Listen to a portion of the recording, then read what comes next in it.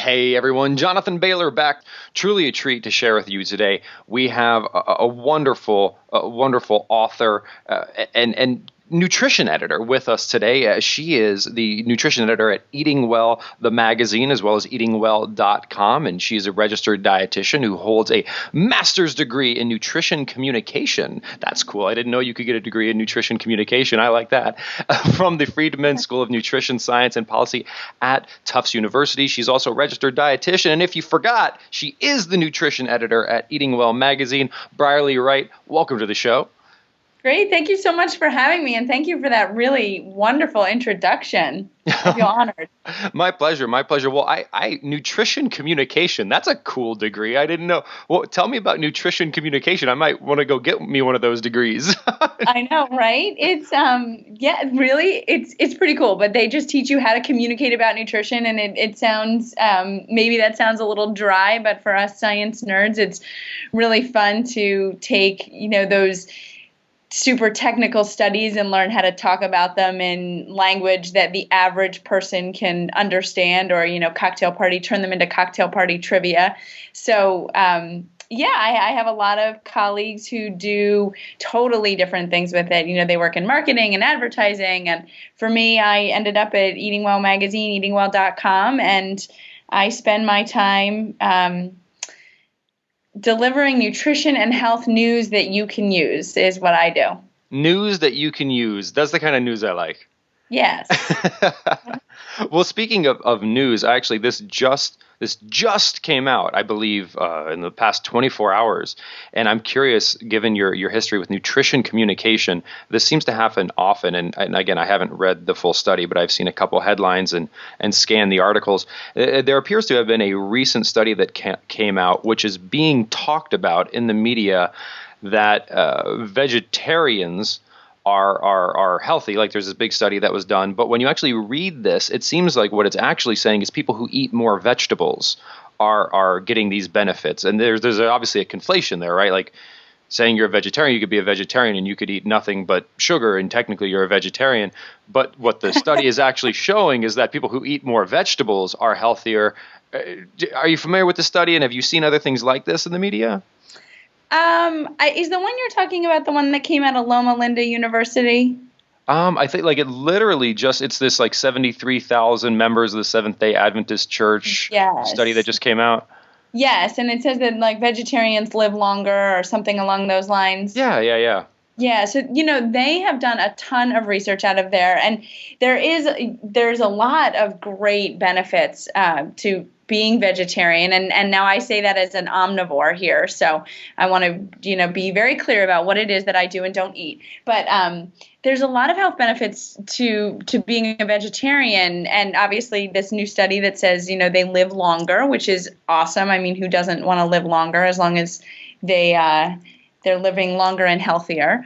And there's some other research about how vegetarians are leaner than meat eaters or carnivores, but you're dead on that it really is all about what is in your vegetarian diet. And if we're talking about like white box pasta and refined carbs and candy, yeah, that might be a vegetarian, but definitely not going to be any healthier. So you're right, it is. It's about eating more vegetables, healthy vegetables. It's about eating good plant-based sources of protein. It's about eating nuts. It's about eating healthy fats.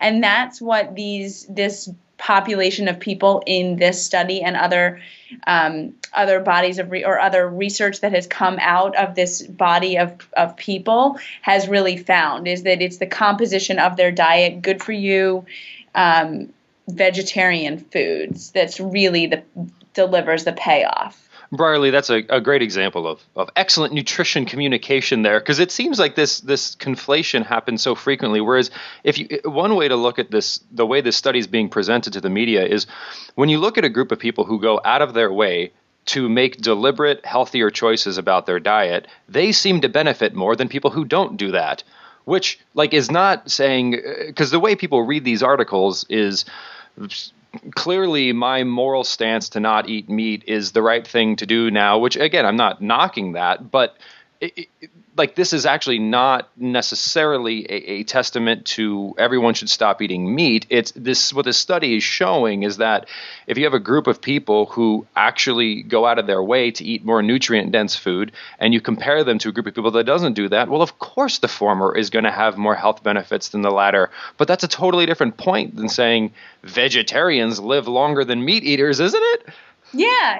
It is. You're right. It really is about like what the composition of the diet is, and the fact that this one group of people, be them vegetarians in this particular example, have all of these excellent health benefits, including living longer. And you're right. It really isn't necessarily fair, because you could have someone who is a meat eater, but that also eats, an enormous salad every day for lunch, and they only use meat as like a tasty flavor addition, on top of their salad, or that they, eat a very, appropriate, healthy portion size of meat or fish or poultry or something along those lines. And then they have, delicious cruciferous vegetables and fresh fruits and that sort of thing. And they could be far healthier than someone who classifies themselves as a vegetarian, but predominantly eats, white carbohydrates. It's just fascinating, Brierley. I'm curious about your insight here, because obviously what you do at EatingWell magazine and also your formal training, because there seems to be such a shortage of what I would call reasonableness. And actually a good example of reasonableness is Dr. Joel Fuhrman, who is some people call him a vegetarian. He's actually not. He's just an advocate of a plant-based diet. And he wrote an article called What You Need to Know About Vegetarian or Vegan Diets, in which he basically this is a literal quote from the article: "You can achieve the benefits of a vegetarian diet without being a vegetarian or a vegan." Because so often, now that's the quote, I'm editorializing now, because so often, again, the key here is eating more nutrient-dense foods. So if you were to say, like, liver is a phenomenon. It's one of, if not the most nutrient-dense foods calorie for calorie in the world. It's not the, but it's one of. And certainly wild-caught Alaskan salmon. Like, oftentimes in the media, we also conflate all animal products, which seems odd, right? Like, pink slime is obviously not the same as organic grass-fed beef liver, just like we wouldn't conflate sugar with spinach. Why is there so much almost mudslinging, and why is this almost a moral political debate rather than just talking about nutrition and how to maximize it?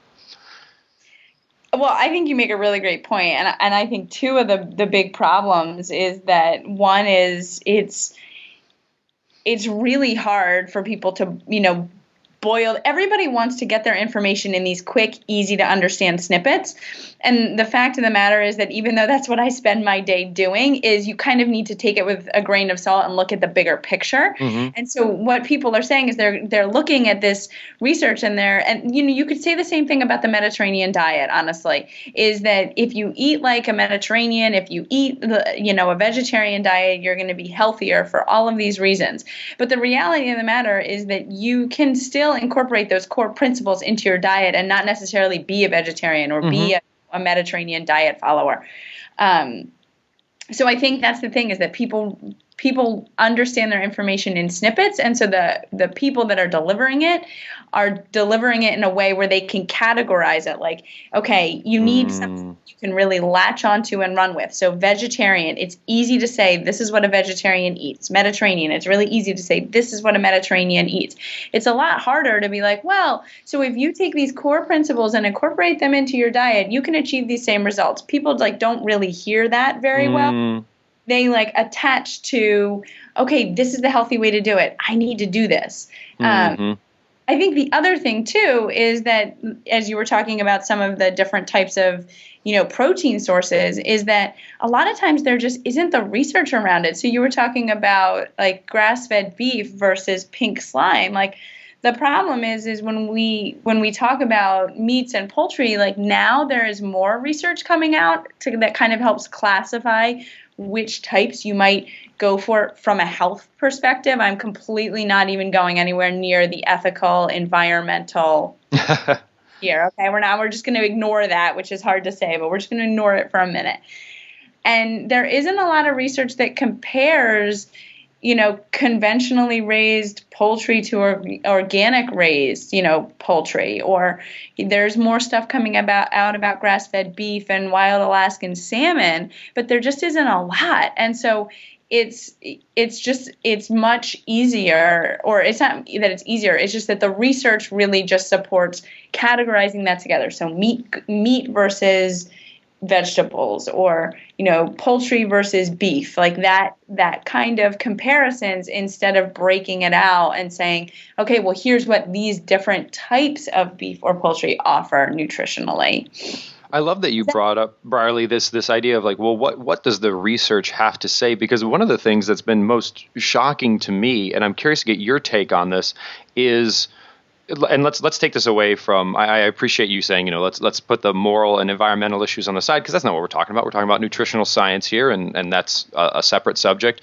Let's even put almost vegetarianism on the side and just pull out this corollary of a quote-unquote plant-based diet, which sometimes is this focus on eating a low-fat diet, because eating a low-fat diet has been proven, in quotations, to be healthy for you. But it seems like in my research, there's about $1 billion worth of research that we've done that has tried to prove that a low-fat diet is healthier, and in fact has failed to do so. So, I mean, is it fair to say we actually are at a bit of a loss to say that any particular lifestyle has been clinically proven to be the healthiest way of eating? Oh, that's a tough question.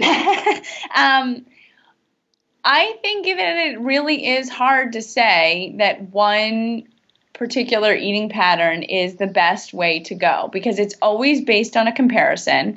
And what is that comparison point? So if you're looking at vegetarian, what are you comparing vegetarians to? Meat eaters, omnivores? Well, what does their diet look like? When you're talking about the Mediterranean diet being healthy, well, what's the comparison point?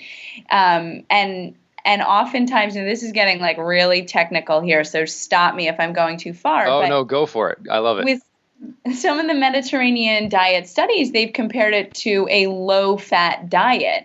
And a lot of the there are definitely some experts out there who have then looked at that quote-unquote low-fat diet and have said, well, actually, that's not really a low-fat diet that you're comparing it to. You're calling it a low-fat diet in your study, but in reality, the percentage is very similar to what the average American eats. So we're talking like 30% fat, not like terribly low fat. So that's the whole point that I'm getting at here, if I can step back and look at the bigger picture, is that to say that one way of eating is the healthiest way of eating, it always has to have a comparison point. It's healthier than, and what is that way that we are eating? So no, I think you're right that to say that something is clinically proven to be the healthiest way to eat is really not fair.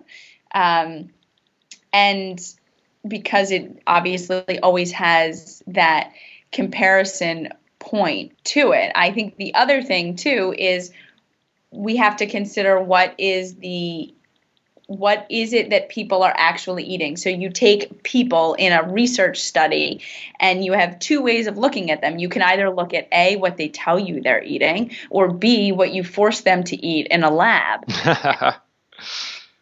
And a lot of the studies that are done with tens of thousands of people over many, many years are the studies that ask people what they're eating. Now, I don't want to assume that people are lying, but people often have a misperception of what they are eating, and they don't necessarily have the best memory. And frankly, I fall victim to that. Please don't ask me what I ate this weekend for dinner. Tuesday. I guess the devil is in the details here, and the problem in general is that it's not to say that the research is flawed, but the research can only be so perfect. It can't be perfect. It can be as good as it can be to get the right information to then deliver the final results and the conclusions that the rest of us need and want to hear moving forward. It's certainly a sticky way. I mean, nutrition communication, that's got to be like a burgeoning field, because this is a tough area, because like you mentioned, these epidemiological studies, these studies which ask large populations of people what they do. Brierley, that there is so much just straight up conflicting research, quote unquote research, because it's like how you slice that data. I mean, a simple example is we talk about the I might mispronounce the China Cornell Oxford project that we're talking about vegetarians and plant-based diet, and that's the study, the book, the China study was based upon. And for example, everyone, like, that book is very much you should eat only plants, you should not eat any animals, but then the chair of the Harvard School of Public Health, Walter Willett's comment on the China Cornell Oxford project was, and I'm quoting, "A survey of 65 countries in rural China, however, did not find a clear association between animal product consumption and the risk of heart disease or major cancers." And let me add one thing. T. Colin Campbell, who I respect very much, had on the show recently, wrote in a paper, an actual paper that came out, I think, 2 years after his China study book. I'm quoting now, "It is largely vegetarian inland communities who have the greatest all-risk mortalities and morbidities." Which both of those are like, wait, what? I don't understand.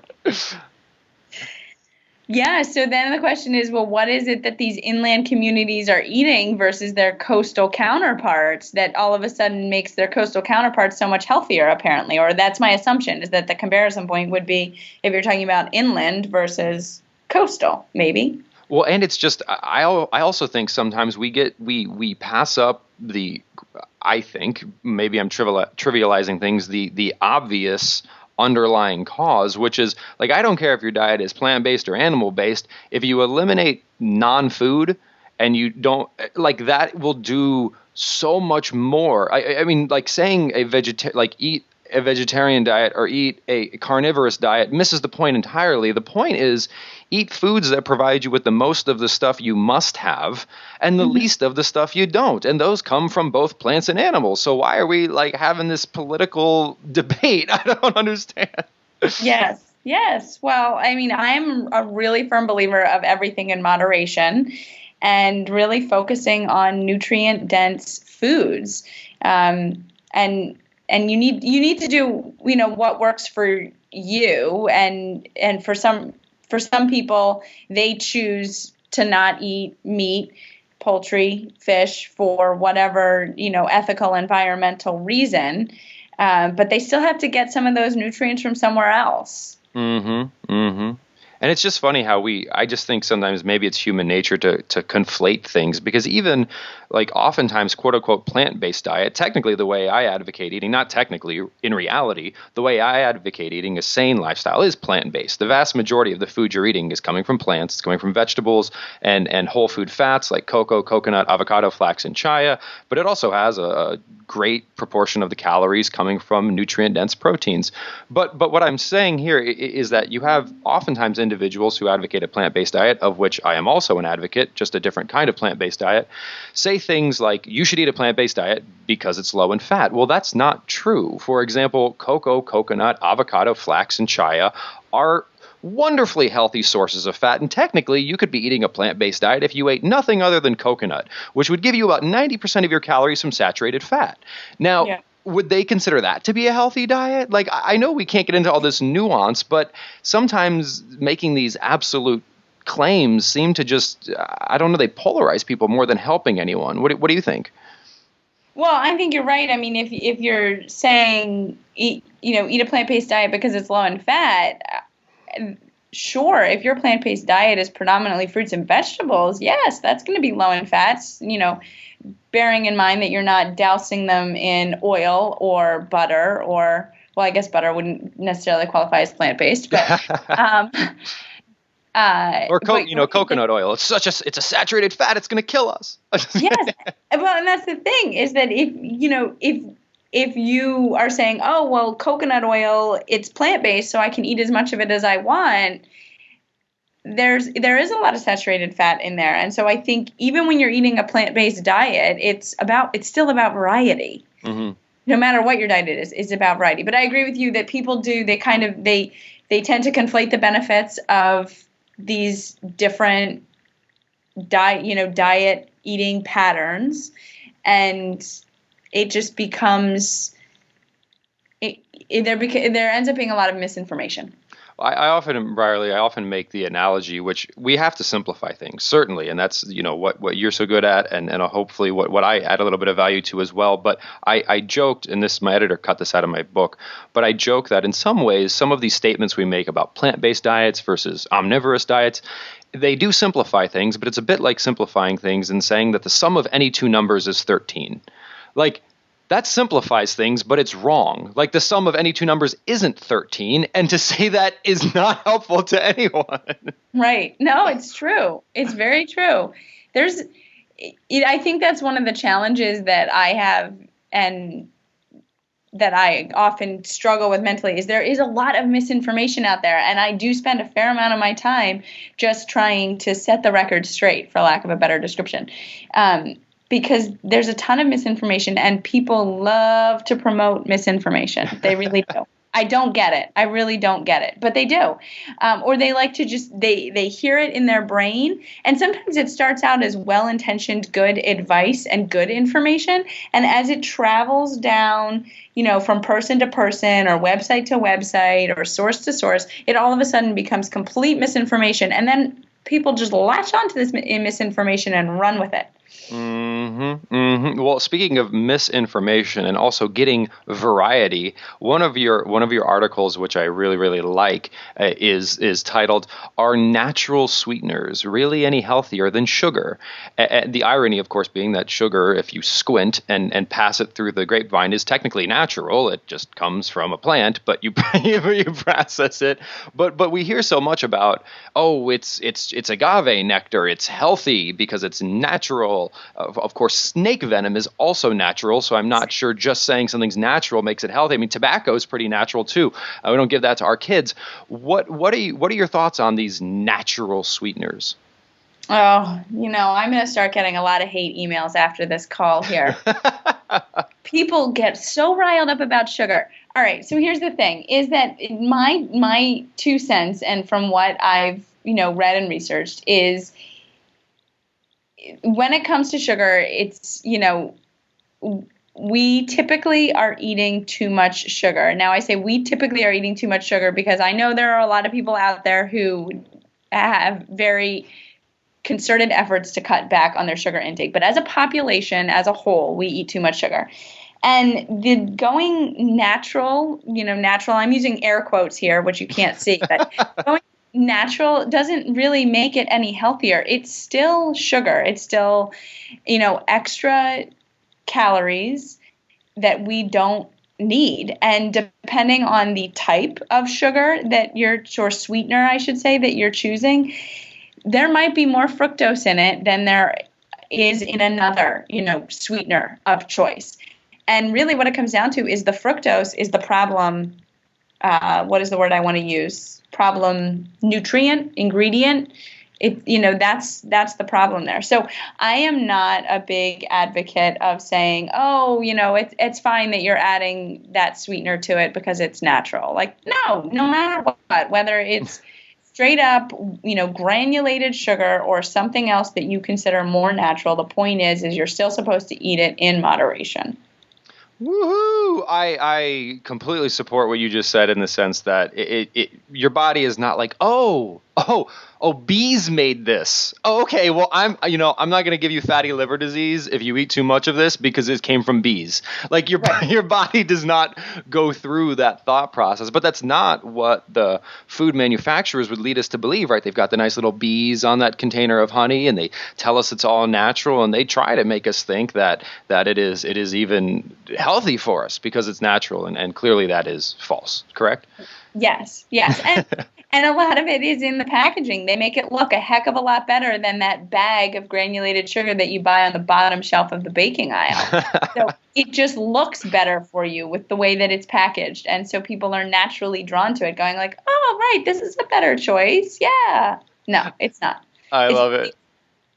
And it's similar to almost to, and it spans both plant and animal products, right? Because you see with some of these dairy products, this picture of a farm with happy cows walking around in their wild grasslands. And in reality, that's the worst freaking factory farm. I mean, it happens with both plant foods and animal foods that this industrialized food complex is just really not being above board with us in terms of how we're getting our food. Is that accurate? Yeah, I mean, I am very fortunate in that I live in Vermont, and it is very easy for me to follow the advice of get to know your local farmer. The reality of the matter is that is not easy for the majority of America. So you're right. No, these this beautiful, rolling hills with cows frolicking, and they almost look like they're smiling on the package. I mean, yes, you want it to happen, and yes, you can find farms and you can find milk that comes from that kind of environment. But on a large scale, it's not where we're getting most of our food. And frankly, as much as I love the local farm movement, it's not fair to tell the general American public that that's what they should do, because there aren't enough small farms out there to support our food needs. There just aren't. I think it's important to support them, absolutely. And here I'm going on an ethical tangent. I think it's really important to support them, and if you can, you absolutely should. But it's not a fair message to tell the general public, because it's just not easy.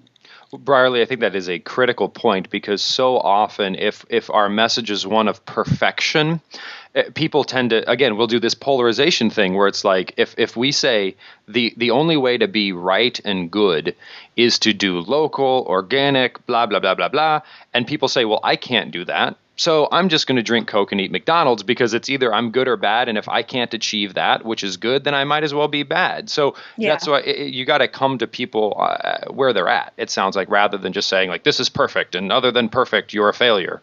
Yes, exactly. I could not agree with you more. I can't even remember what the piece was that I was working on for the magazine a couple years ago. And anyway, I was having this communication with this researcher, and it was about organic versus conventional, and the fact that, should you really try so hard to aim for eating only organic? And what he said, and I'm paraphrasing here because it was a couple years ago, so I don't remember his exact words, but basically what he said is, he's like, look, if you're going to choose to eat that fruit or vegetable, choose to not eat that fruit or vegetable because it is not organic, you're still missing out on all of these great vitamins and minerals and phytochemicals. So if you can't find the organic version, or you can't afford the organic version, it doesn't mean you shouldn't eat it. Just eat it, because you're still gonna get it. And on another day, or at another store, or at another time of year, sure, try for the organic if it's important to you. But don't say no to like a whole class of fruits or vegetables because you either A, can't afford them organic, or B, can't find them organic. Because the fact of the matter is, like, there still are great vitamins and minerals and phytochemicals in there that are awesome to add to your diet. Brierley, that is excellent advice, and I really can't agree with it any higher. And because of that, I'm actually going to close our interview on that point, because I think we've hit an apex. Is that okay? Sure. Well, Brierley, thank you so much for joining us. The time has just flown by because we've had a wonderful discussion about how we can communicate nutrition, like your degree. I went off on a tangent and we never went back, but that's okay. So, Brierley, again, thank you for joining us, folks. We've been talking to Brierley Wright. She is the nutrition editor at EatingWell, both eatingwell.com as well as the magazine, and she is awesome, as you can tell. And if you want to learn more about her, just check out eatingwell.com and do a quick search, and she's a blogger, and you just find Brierley Wright. You can read all of her wonderful articles. Brierley, thank you so much for joining us. Thank you so much for having me. This was really fun. Oh, well, thank you. It's been a pleasure. And listeners, I hope you enjoyed today's show as much as I did. And remember, this week and every week after, eat smarter, exercise smarter, and live better. Talk with you soon.